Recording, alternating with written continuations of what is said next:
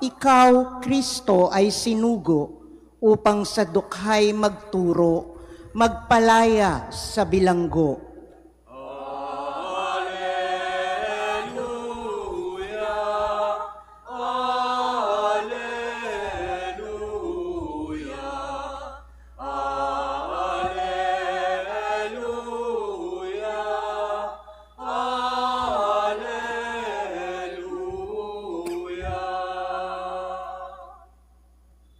Sumainyo ang Panginoon. At sumaiyo rin. Ang mabuting balita ng Panginoon ayon kay San Marcos. Papuri sa iyo, Panginoon. Noong panahong iyon, muling pumunta si Jesus sa baybayin ng lawa ng Galilea.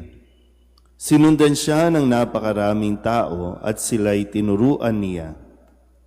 Nagpatuloy siya ng paglakad at nakita niya si Levi, na anak ni Alfeo, nakaupo sa paningilan ng buwis. Sinabi sa kanya ni Jesus, "Sumunod ka sa akin." Tumindig naman si Levi at sumunod. Nang si Jesus at ang kanyang mga alagad ay kumakain sa bahay ni Levi, nakisalo sa kanila ang maraming publikano at mga makasalanang sumunod sa kanya. Nakita ito ng ilang iskribang kabilang sa pangkat ng mga Pariseyo at tinanong nila ang kanyang mga alagad, bakit siya sumasalo sa mga publikano at sa mga makasalanan? Narinig ito ni Jesus at siya ay sumagot, "Hindi nangangailangan ng manggagamot ang walang sakit, kundi ang may sakit. Naparito ako upang tawagin ang mga makasalanan, hindi ang mga banal."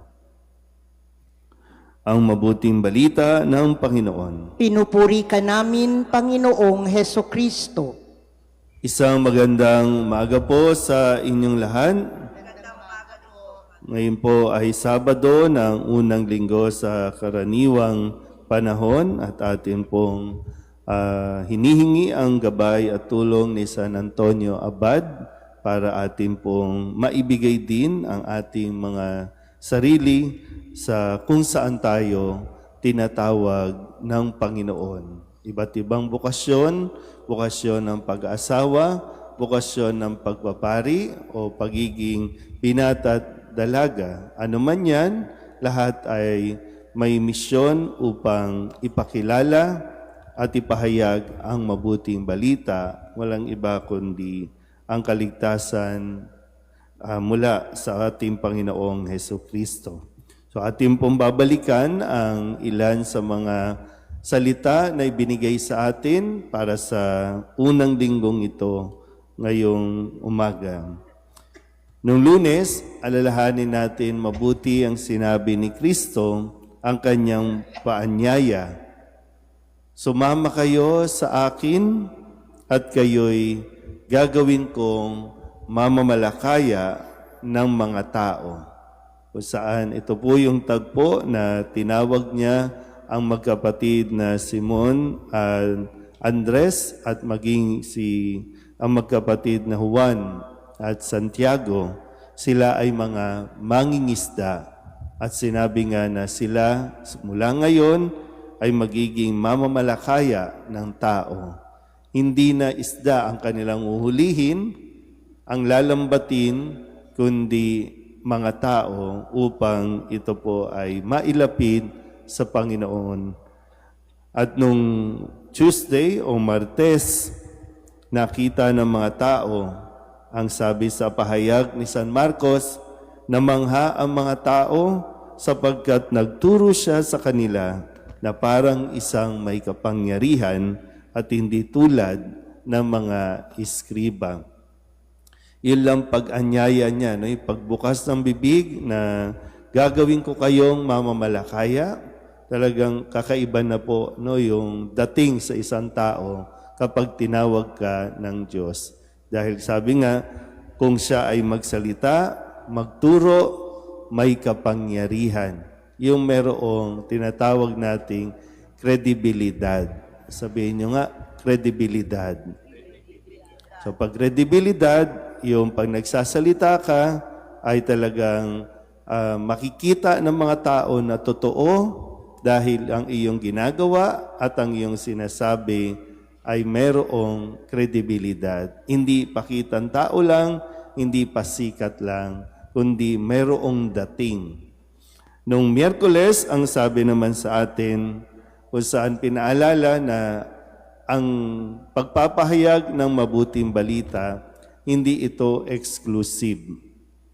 No, sa isang relasyon, medyo mahirap kapag meron tayong exclusivity na tinatawag, na tayo-tayo lang.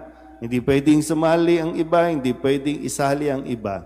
Kaya sa pagpapahayag, ang sabi ni Kristo, kailangan pumunta rin tayo sa ibang lugar o kalapit bayan upang makapangaral ako roon. Dahil kailangan din nilang makapakinig ng mabuting balita. So hindi exclusive ang pakikipag-ugnayan ng Diyos. Hindi iilan lang, hindi tayo-tayo lang, kundi lahat ay sinasali ng Diyos. Nung Webes, ang sabi ni Kristo, ganito ka makapangyarihan, no? ang salita ng Diyos. Ang sabi lang ni Kristo, ibig ko, gumaling ka. Ito yung tungkol sa isang ketongin na lumapit, sumisigaw, Panginoong Jesus, mahabag kayo sa akin. Kung ibig po ninyo, mapagagaling ninyo ako. At walang kung anumang mga salita pa, kundi ang sabi lang ni Kristo, ibig ko, gumaling ka. At gumaling ang taong may ketong.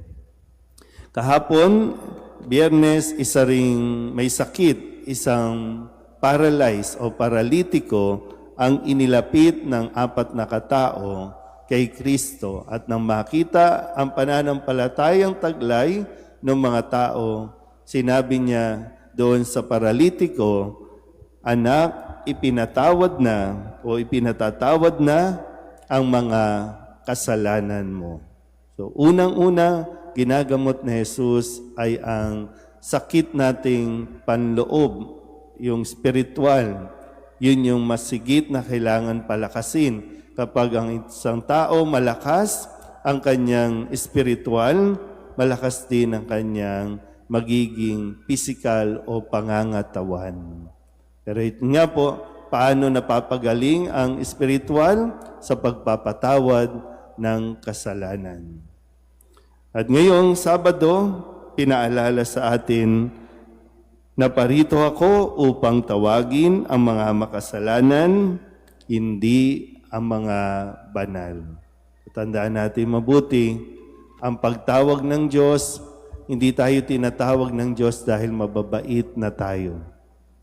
Tinatawag tayo ng Diyos dahil kailangan natin ang pagpapatawad ng Diyos.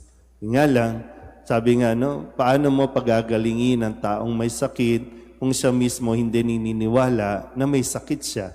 So ganun din, paano patatawarin ang isang tao kung hindi naman niya nakikita ang kanyang sarili na makasalanan? Kaya nagiging mahirap sa tao ang lumapit, humingi ng tawad dahil hindi niya alam na meron siyang kasalanan. Kaya ito nawa ang mas ma-realize natin o maunawaan natin. Tandaan natin mabuti, lahat tayo ay tinawag ng Diyos at isang bagay na may pagpapasalamat natin na naririto tayo. Hindi dahil mababait na tayo, hindi dahil mga banal na tayo, kundi makita mo sana higit sa kung sino man, tayo ang nangangailangan ng awa ng Diyos. Amen?